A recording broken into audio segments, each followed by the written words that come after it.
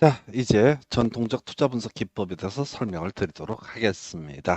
양들이 겁나 많습니다. 그래서 일단은 우리 이제 투자 분석 기법이라고 하는 거, 자, 투자를 해서 투자를 할 것이 말 것이냐를 판단하는 기법이 되게 될 텐데, 크게 두 개로 대별합니다. 화폐 시간적 가치를 고려한 투자 분석 기법이라고 하는 개념과 화폐 시간적 가치를 고려하지 아니한 투자 분석 기법이라고 해서, 화폐 시간적 가치를 고려한 투자 분석 기법이라는 것은 1년 후 1억과 2년 후 1억과 3년 후 1억의 가치를 달리 취급하게 되는 것을 가리켜서 화폐 시간적 가치를 고려한 투자 분석 기법이라고 정의합니다. 근데 전통적 투자 분석 기법 또는 화폐의 시간적 가치를 고려하지 아니한 투자 분석 기법이라는 것은 1년 후 1억이든 2년 후 1억이든 3년 후 1억이든 다 1억으로 계산하는 방식을 가리켜서 전통적 투자 분석 기법이라고 논의를 하게 됩니다. 그래서 이 전통적 투자 분석 기법은 종류들이 상당히 많죠. 그래서 제일 먼저 회수기간법이라고 하는 것, 좀 더 이제 엄밀히 따지면 단순 회수기간법이라고 하는 것을 먼저 논의를 하게 됩니다. 그래서 자, 이건 이제 되게 간단하고 최근에 한번 계산 문제 비슷하게 하나 구성이 됐었지요. 해서 자, 이 이제 의의부터 한번 확인을 해봐야 되는데. 화폐 시간적 가치를 고려하지 않고 투자한 금액의 회수 기간을 계산해서 자, A라는 투자 대안이 나은지 B라는 투자 대안이 나은지 자, 또는 C라는 투자 대안이 나은지를 분석하는 기법 이렇게 해석합니다. 예를 한번 들어볼까요? 자, A라는 투자 대안을 보니까 1년 차, 2년 차, 3년 차, 4년 차 이 정도까지 가겠습니다. 그래서 자, 지금 1억이라는 금액을 투자를 하게 됩니다. 자, 그래서 1년 차에 A라는 투자자는 2천만 원의 수입이 발생합니다. 2년 차에 3천만 원 수입 발생합니다. 3년 차에 3천만 원 수입이 발생하게 됩니다. 그럼 여기까지 하면 얼마가 8천이 나왔죠. 4년 차에 예를 들어서 4천만 원의 수익이 발생한다라고 한번 전제를 해보겠습니다. 5년 차에는요, 1천만 원의 수익이 발생한다. 이런 식으로 A라는 투자단에 현 흐름표가 이렇게 주어지게 됩니다. 자, B라는 투자 대안에 대해서 1억이라는 자금이 투자가 이루어지게 됩니다.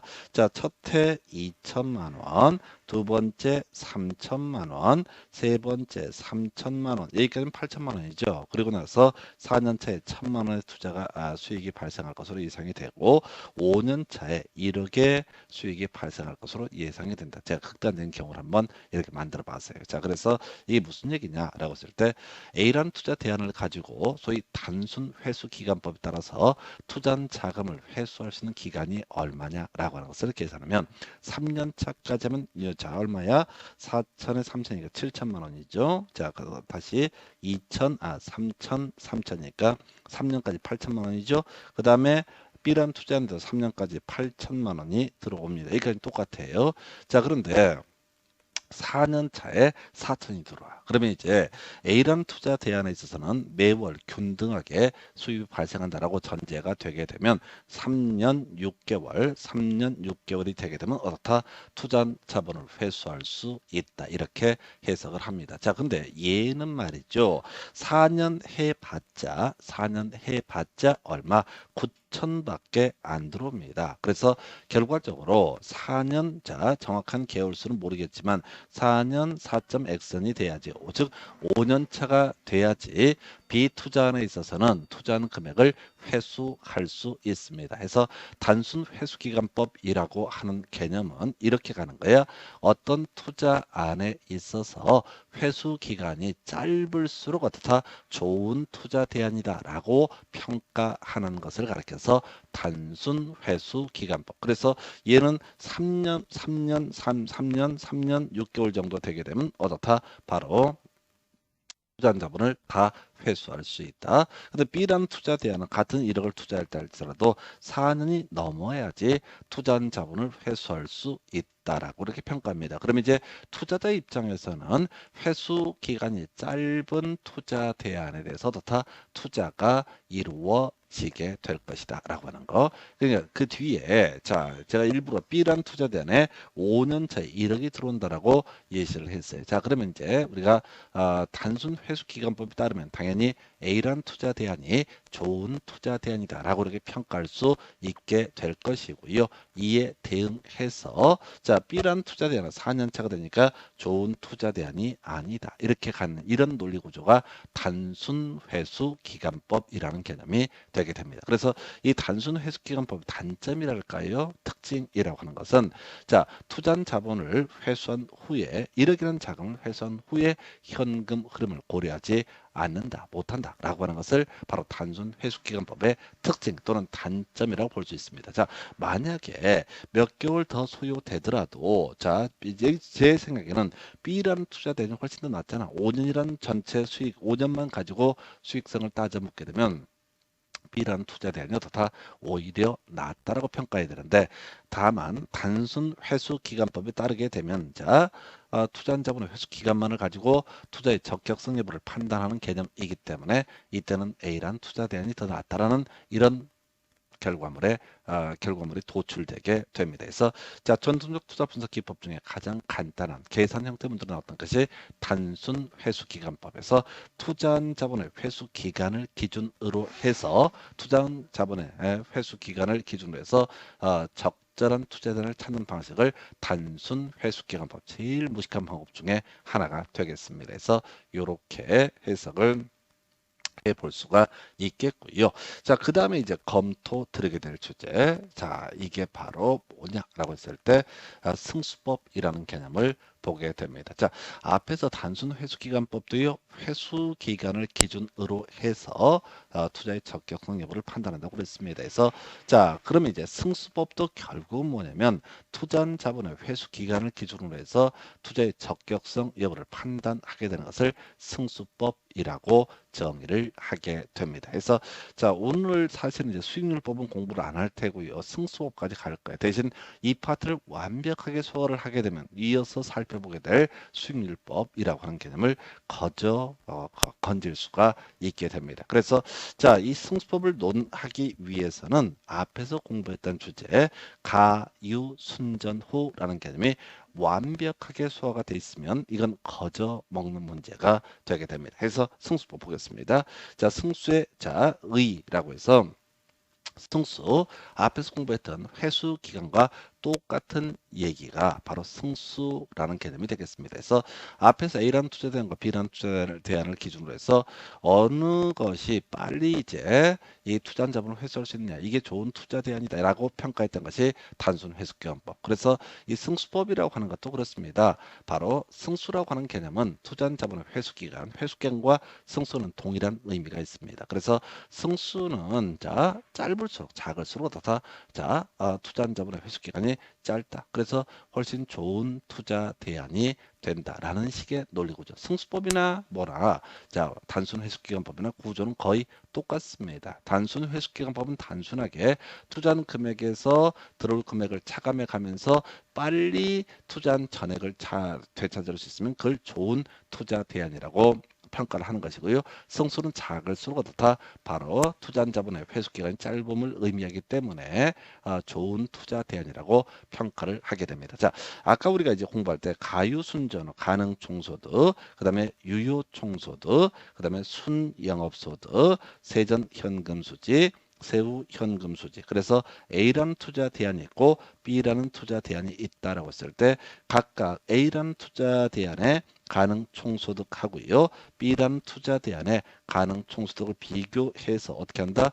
적절한 투자 대안이 무엇인가를 판단한다. 자, 구조가 똑같아요. 유효 총소득을 기준으로 보면 A라는 투자 대안의 유효 총소득과 B라는 투자 대안의 유효 총소득을 비교해서 큰 쪽에 어떻다 투자가 이루어지게 될 것이다. 순영업소득이라고 하는 것을 기준으로 판단하게 되면 A라는 투자 대안의 순영업소득이라고 하는 것과 B라는 대안의 투자 대안의 순영업소득을 비교해서 이 승수가 작은 쪽에 어떻다 투자가 이루어지게 된다. 이런 식의 논리 구조예요. 그래서 지금 이걸 왜 이 말씀을 드리자면 자 이게 우리가 문제를 구성할 때 A라는 투자 대안의 가능 총소득 가능 총소득과 B라는 대안의 가능 총소득 이렇게 비교한다는 개념이 전제가 돼야 돼. 가능 총소득과 유효 총소득을 비교해서 투자의 적격성을 판단하는 것이 아니라 각각 동일한 비교 기준치를 가지고 투자의 적격성 여부를 판단을 하게 됩니다. 그러면 이제 승수법이라고 하는 개념, 이제 경우의 수를 보겠습니다. 앞에서 우리가 영업소득, 영업이득이라고 하는 것은 가능 총소득이 기준점이 될 수도 있는 것이고, 그 다음에 유효 총소득이 기준점이 될 수도 있는 것이고, 순영업소득이 세전 현금 수지가, 세후 현금 수지가 기준점이 될 수도 있듯이, 자, 승수라는 개념도 가유, 순조는 이런 순서에 따라서 5개 경우수가 있게 되는데, 이 5개끼리 비교를 하는 것도 이미 시험 문제 한번 구성이 된 바가 있습니다. 그거는 별개 문제로 실제 우리가 투자자가 투자를 하고자 하는 사람이 이 승수법에 따라 투자 여부를 판단한다고 하면 A라는 투자 대안의 어떤 승수와 B라는 투자는 동일한 개념의 승수를 비교하는 식으로 해서 승수가 작은 투자 대안에 대해서 다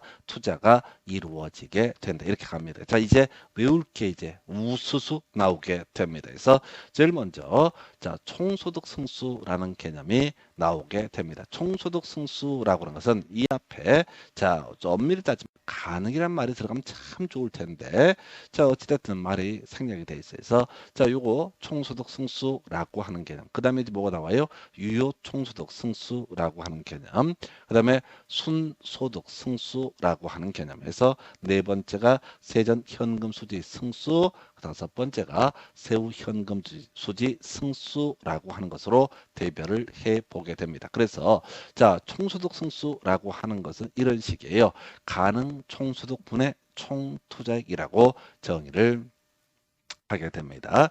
해서 이 투자한 총 투자액을 가능 총소득 기준으로 해서 얼마만큼 얼마나 빨리 회수할 수 있는 것이냐를 가지고 바로 투자의 적격성 여부를 따지는 것. 이걸 우리가 총소득 승수를 기준으로 해서 다 적격성 여부를 판단을 하게 된다. 이렇게 정리를 하게 됩니다. 해서 다시 갑시다. 용어의 정의. 자, 총소득 승수라고 하는 개념은요, 가능 총소득분의 총투자액이라고 정의를 할 테고, 그럼 유효 총소득 승수라고 하는 것은 자, 유효 총소득 분의 총투자액이라는 개념으로 해석을 해 볼 수가 있습니다. 순소득 승수는요, 순영업소득 분의 총투자액이라는 개념으로 해석을 할 수가 있습니다. 자, 이렇게 이제 세 개를 이제 비교를 해 가게 되는데, 여기까지 우선 비교를 할 텐데, 유, 그 다음에 순, 이런 순서로 가죠. 자, 그리고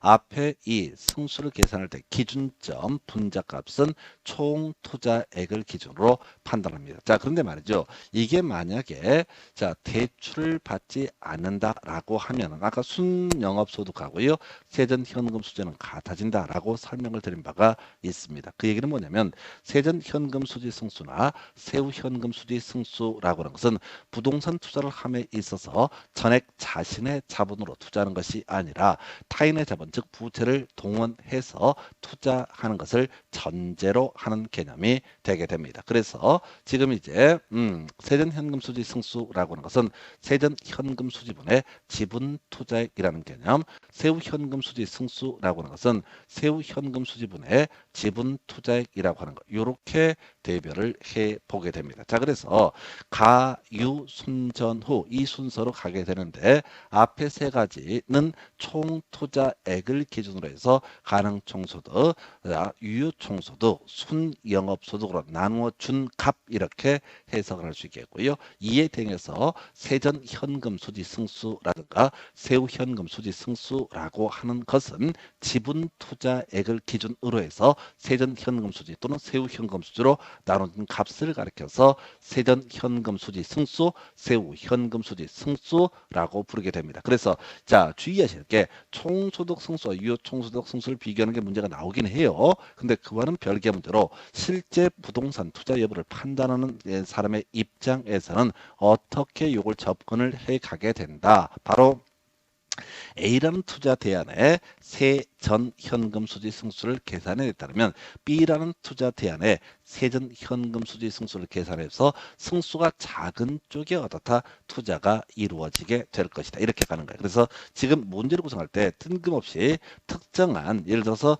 K라고 하는 투자 대안에 총소득 승수, 유효총소득 승수, 순소득 승수, 세전 현금 수지 승수, 세후 현금 수지 승수 이런 식으로 비교해서 문제를 구성한 적도 있습니다. 이 파트가 정말 기초적인 개념부터 별의별 걸 다 물어봐요. 자, 일단은 자, 요거 형태 문제부터 가겠습니다. 우리가 이 쟁점을 소화하기 위해서는 앞에 가, 유, 순 앞에 나누는 값은 총 투자액이 되게 된다라는 게 전제가 돼야 될 것이고 그 다음에 세전 현금 수지 승수나 세후 현금 수지 승수라고 하는 것은 타인의 자본을 끌어들여서 투자하는 것을 전제로 하는 개념이기 때문에 지분 투자액이라고 하는 것 자신의 지분 투자액 자 1억짜리 물건에 자신의 자본이 5천만 원 타인의 자본을 5천만 원을 끌어들였다. 그러면 이때 지분 투자액은 5천이 되게 될 테고 총 투자액은 얼마?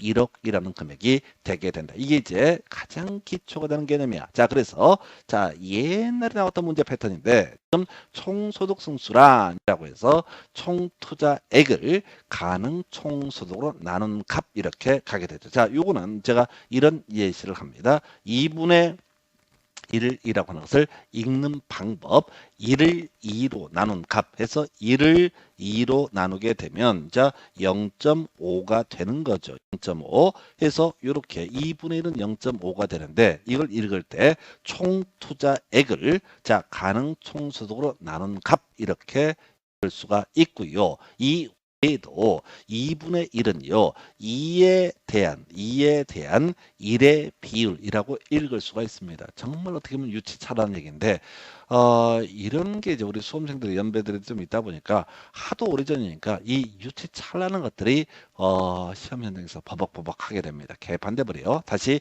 2분의 1을 읽는 방법 2에 대한 1의 비율이라고 읽을 수 있고 또는 1을 2로 나눈 값 이렇게 읽을 수 있습니다. 그러면 자 시험 지문에 좀 오래된 패턴이긴 한데 총소득 승수라고 하는 것은 총 투자액을 으로 나눈 값 이렇게 부를 수 있겠고요. 또는 가능 총소득에 대한 총투자액의 비율이라고 하는 것을 우리는 뭐라고 한다? 총소득 승수라고 부르게 됩니다. 그래서 만약에 총소득 승수를 기준으로 투자 대안의 적격성 여부를 판단한다라고 전제가 되게 되면은 이때는 A라는 투자 대안의 총소득 승수와 B라는 투자 대안의 총소득 승수를 비교해서 승수가 작은 거, 승수는 투자한 자본의 회수 기간을 의미한다고 그랬으니까 승수가 작은 쪽이 어떻다? 투자 이루어지게 된다. 이런 논리고 두 번째 유효 총소득 승수라고 하는 거 읽는 방법이 뭐라고요? 총 투자액을 유효 총소득으로 나눈 값 이렇게 읽을 수 있겠고요. 또는 유효 총소득에 대한 총 투자액의 비율이라고 읽을 수가 있게 됩니다. 두 가지 형태로 지문에 다 구성이 돼서 그때 뭐 이제 떨어진 사람이 지금도 아마 자기에서 못 땄을 거야. 그래서 하여튼 이렇게 읽는 방법. 그럼 이제 순소득 승수는 더 간단하죠. 총 투자액을 순영업소득으로 나눈 값 이렇게 해석을 합니다. 달리 얘기하면 순영업소득이라고 하는 것을 총 투자액, 순영업소득에 대한 총 투자액의 비율이라고도 설명을 할 수가 있습니다. 그래서 이게 이제 23회, 22회 요때 이제 한참 유행했던 게 이걸 읽는 방법을 가지고 구성을 해. 근데 투자론 파트가 하도 공식들이 많이 나오다 보니까 수험생들이 그냥 적당히 들으면 이제 알 것 같지. 아니야, 시험은 어차피 외로운 싸움이야. 혼자 가서 싸워야 돼. 그러려면 줄줄줄 숙달이 돼야 됩니다. 양을 늘리려고 하지 말고 기초가 되는 공식을 다 외우셔야 돼. 자, 제가 여러분들한테 제시하는 이 데이터들은 자 8년간의 시험 문제 100%를 다 반영한 그런 자료 아니고요. 자, 개쓰레기 같은 문제들이 있어, 지문들이 있어. 자, 그 버리고 나서 한 97%, 98%만 반영을 한 거야. 그래서 요것만 한다고 생각해야 돼. 대신 시험장 가서 잘 모르는 말 나와도 짜증내기 없게 이놈들이 흔들어 주는구나. 내가 알고 있는 범주 내에서 시험 문제를 풀겠다. 이게 수험생의 태도가 돼야 됩니다. 자, 그래서 그래서 지금 우리가 총 투자액을 기준으로 해서 총 투자액을 회수하기 위한 방법 숫자로서 총소득 승수와 유효 총소득 승수와 순소득 승수라는 개념이 있다. 이렇게 하나 뼈대를 잡았고, 한편 자 타인의 자본을 끌어들여서 부동산 투자를 하게 되는 경우, 자 타인의 자본을 끌어들여서 부동산 투자를 하게 되는 경우, 이때 이제 문제가 되는 게 이런 게 있었죠. 세전 현금 수지 승수와 세후 현금 수지 승수라는 개념이 있게 된다. 해서 지분 투자액을 세전 현금 수지로 나눈 값, 지분 투자액을 세후 현금 수지로 나눈 값이라는 것이 세전 현금 수지 승수와 세후 현금 수지 승수라는 개념이 되게 됩니다. 그래서 결국 이제 이 얘기의 논의의 전제는 우리 마음속으로 가유순전후, 가유순전후라는 그림이 완벽하게 소화가 된 상태에서, 자, 그 다음에 앞에 세 가지는 총 투자액을 가지고 가유순으로 나누게 될 것이고, 뒤에 두 가지는 지분 투자액을 가지고, 자, 세전 현금 수지와 세후 현금 수지로 나눠준다. 이렇게 가야 됩니다. 자, 그 다음에 이제 또 해볼 주제가 어떤 특정한 투자 대안에 있어서 A라는 투자 대안에서 뭐가 총소득 승수가 나올 수도 있겠고요. 유효 총소득 승수가 나올 수도 있겠고, 순소득 승수가 나올 수도 있을 것이고, 세전 현금 수지 승수나 세후 현금 수지 승수도 나올 수가 있을 겁니다. 자, 그런데 우리 앞에서 이런 식이었었지. 가능 총소득에서 공실 등을 뺀가, 물론 거기다 영업외 수입을 더하는 경우인데 그건 부차적인 얘기고, 해서 다시 가능 총소득에서 공실 불량부채 충당금을 빼게 되면 뭐가 된다? 유효 총소득. 그럼 이제 해석상 이렇게 가는 거죠. 가능 총소득보다는 뭐가 더 크다? 유효 총소득이 더 크다라는 해석이 가능하고, 유효 총소득보다는 순영업소득이 더 크다라는 이런 해석이 가능합니다. 자, 분석 한번 볼까요? 자, 지금 1보다 2가 크고 2보다 3이 크다. 뭔 얘기를 하려고 하냐면, 지금 이 총소득 승수와 유효 총소득 승수와 순소득 승수의 공통적인 값이 뭐 있어? 총투자액. 자, 만약에 1억이라는 금액이라고 총투자액을 상정을 해보겠습니다. 자, 그랬을 때 가능 총소득이라고 하는 것과 유효 총소득, 순영업소득이라고 하는 것을 보게 되면, 문제 거꾸로 설명드렸나요? 자, 거꾸로구나. 가능 총소득이 뭐보다 크고 유효 총소득보다 크고, 유효 총소득이 뭐보다 크다? 순영업소득보다 크다라는 것이 전제가 돼야 됩니다. 자, 그래서 이 그림을 다시 가야겠구나. 그래서 제가 흥분해서 자 다시 했어요. 다시 총액을 따지면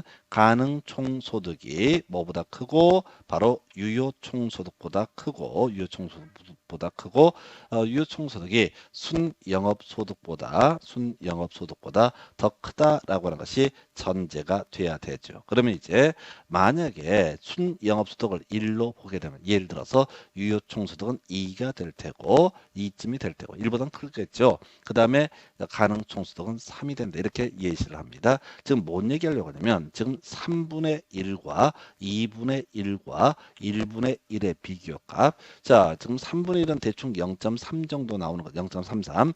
그 다음에 2분의 1은 뭐가 돼? 0.5라는 값이 될 테고, 1분의 1은 2라는 값이 되는 거죠. 그래서 지금 뭔 얘기했냐고 하냐면, 총투자액은 다 똑같아요. 세 가지를 비교했을 때. 근데 가능 총소득 3, 자, 유효 총소득 2, 자, 순영업소득 1, 이렇게 2의 편의로 해서 하게 되면은 승수라고 하는 개념은 밑으로 갈수록 어떻다? 승수라는 개념은 밑으로 갈수록 더 커지게 된다라고 하는 의미를 추론해 낼 수가 있습니다. 그래서 나중에 제가 이제 암기하는 공식이 승하대 이렇게 말을 만들어, 승수는 아래 있을수록 어떻다? 더 크다라고 하는 거. 자, 그래서 총소득 승수와 유효 총소득 승수와 순소득 승수를 비교했을 때 순소득 승수가 유효 총소득 승수보다 클 것이고, 유효 총소득 승수가 총소득 승수보다 더 크다라는 해석을 할 수가 있습니다. 자, 그런데 자 보니까 또 세전 현금 수지 승수와 세후 현금 수지 승수라는 개념이 남아 있죠. 해서 자, 그러면 이제 지분 투자액은 똑같은 상태이고, 세전 현금 수지 수지와 세후 현금 수지를 봤을 때 세전 현금 수지가 더 크지요. 예를 들어서 얘를 2.5 뭐 이런 예시값, 세후 현금 수지를 1.5라고 한번 예시를 해보겠습니다.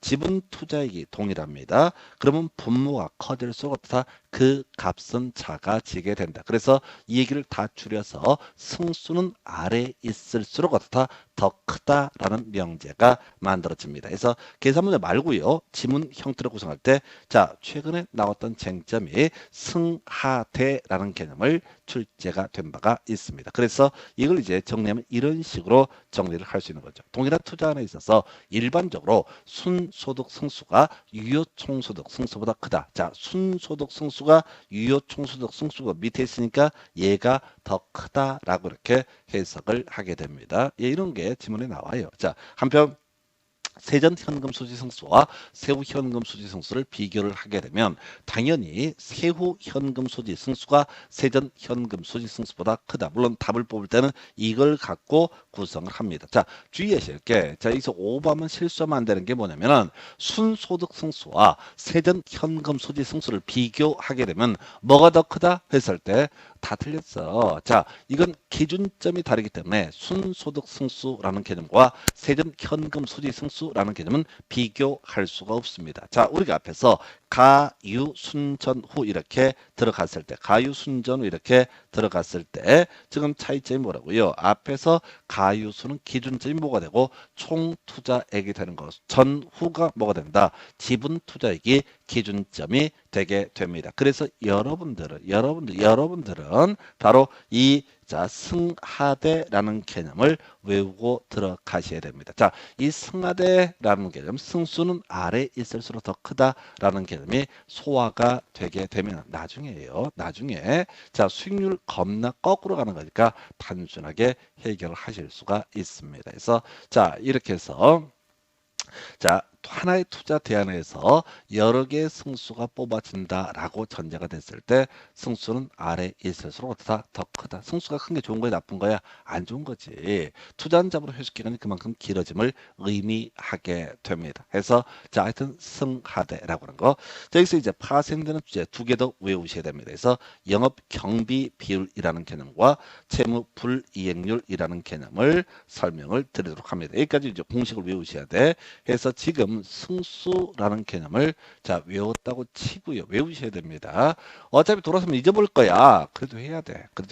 시험을 볼 것 같으면 해야 돼. 그래서 두 가지. 자, 영업 경비 비율과 채무 불이익률이라고 하는 것이 최근에 이제 투자론 파트에서 하나의 쟁점이 됐던 바가 있어요. 그래서 영업 경비의 비율이 뭐냐? 기준점 유효총소득을 기준으로 보는 거죠. 그래서 다시요. 통장에 찍힌 금액을 우리는 뭐라고 한다? 유효총소득이라고 부르게 됩니다. 통장에 찍힌 금액 유효총소득. 거기서 뭘 빼야 돼? 영업경비라는 것을 빼게 되면 실제 통장에 남아있는 금액, 순수하게 남아있는 금액, 바로 순영업소득이 되게 됩니다. 그래서 유효총소득이라는 것을 기준으로 해서 영업경비가 얼마의 비중을 차지하게 되는 거냐라고 하는 것을 가리켜서 영업경비 비율이라고 부릅니다. 그래서 사실 이 영업경비 비율이나 채무불이익률이라고 하는 개념은 나중에 비율분석법이라고 해서 저당 투자자, 은행에서 대출 여부를 판단함에 있어서 기준점이 되는 그 지표 중에 하나가 영업경비비율과 채무불이익률이라는 개념이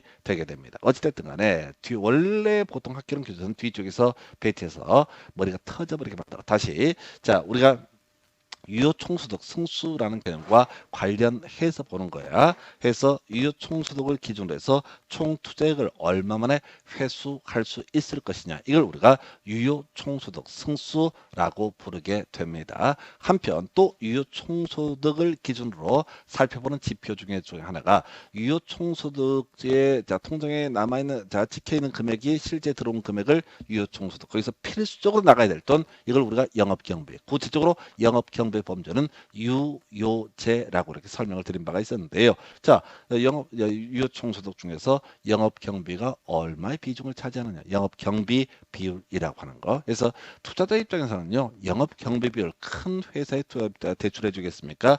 영업경비 비율이 작은 쪽에 대출해 주겠습니까? 당연히 작은 쪽에 대출해 주지. 실제 통장에 찍힌 금액은 100억인데 영업경비 1000만 원이다 라고 하는 것과 실제 통장에 찍힌 금액 100억이 100억인데 영업경비 유효자로 나간 돈이 뭐 100억이다 라고 하는 것을 보게 되면 당연히 영업경비 비율이 작은 사람에 대해서 투자자 대출 등이 실행이 되게 될 것이다. 이런 해석을 합니다. 물론 이제 이건 이제 단순 계산 문제 형태로 구성이 돼요. 그래서 지금 유효총소득 승수라고 하는 거, 유효총소득을 기준으로 해서 전체 총투자액을 얼마 만에 가자 회수할 수 있을 것이냐, 이걸 우리가 유효총소득 승수, 유효총소득 기준으로 해서 영업경비가 얼마나 비중을 차지하느냐, 이걸 우리가 영업경비 비율. 자, 우리가 앞에서 유효총소득이라고 하는 개념 다시 가볼까요?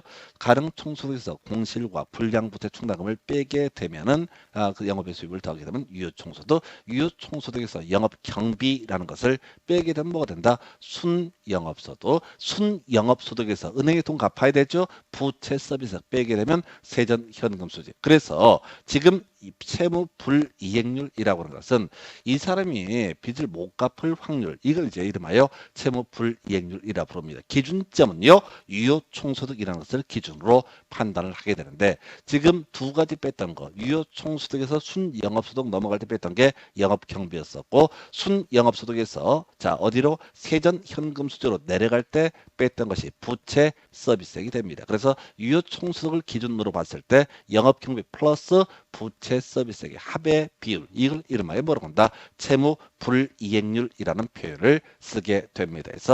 그래서 지금 오늘 어려운 얘기, 가유순전후, 겨우 좀 외웠더니만 단순 회수기간법 문제 한 번만 풀어봐도 대충 감 잡아. 근데 이제 개쌍용 나오기 시작하는 그 파트가 승수법부터 겁나 부담스럽습니다. 그래서 투자자분의 회수기간, 기준점 가능총소득을 기준으로 했을 때는 총투자액을 회수하는데 소요되는 기간을 의미하는 비율, 이걸 총소득 승수. 그 다음에 유효총소득 기준으로 총투자액을 반환자 회수하는데 소요되는 기간, 이걸 유효총소득 승수. 순영업소득을 기준으로 해서 총투자액을 회수하는데 소요되는 기간, 이걸 순소득 승수. 그 다음에 세전현금 수지 승수라고 하는 것은 자 세전현금 수지를 기준으로 지분 투자액을 회수하는 데 걸리는 기간, 세후현금 수지 승수라고 하는 것은 세후현금 수지를 기준으로 지분 투자액을 회수하는 데 소요되는 기간, 이런 의미를 가지고 있고, 유효총소득 승수와 유사한 개념, 이건 비율분석법에서 다루긴 해야 되는데, 유효총분의 영업경비는 영업경비 비율, 유효총소득분의 영업경비 플러스 부채 서비스액이라고 하는 것은 뭐가 된다? 바로 채무 불이행률이라고 부르게 됩니다. 자, 이렇게 해서요. 지금 우리가 전통적 투자 분석 기법 중에서 겁나 부담스러운 것 중에 하나가 승수법이라는 개념인데, 문제는 이렇게 접근하셔야 돼. 결과적으로 앞에서 논했던 영업이득으로서 가유순전후라고 하는 것은 단순하게 여기서 한 문제가 나온다 안 나온다, 이 문제를 뛰어넘어서 자 승수법, 자 다음 시간에 공부하게 될 수익률법, 나중에 감정평가론까지 다 연계가 되어 있습니다. 그래서 가유순전후, 순전후, 이걸 정말 내 것이냐, 정말 내 것으로 소화를 해야지 투자론, 그 다음에 감정평가까지 어느 정도 커버를 하실 수가 있게 됩니다. 자, 이렇게 해서 오늘 이제 학개론 투자론 일부 공부하셨고요. 이미 공지해 드린 대로 민법, 지난 시간에 공부했던 주제 중에 하나, 방송 이 촬영 송출에 문제가 있어서 제가 촬영만 맡아놓은 상태인데, 토요일 날 민법 부분에 대해서는 다시 8시에 라이브로 여러분들이 보실 수 있게 세팅을 해 놓도록 하겠습니다. 그래서 자, 오늘 여기까지 해서요. 부동산 투자론 사실상 첫 번째 시간 마치도록 하겠습니다. 자, 수고하셨습니다.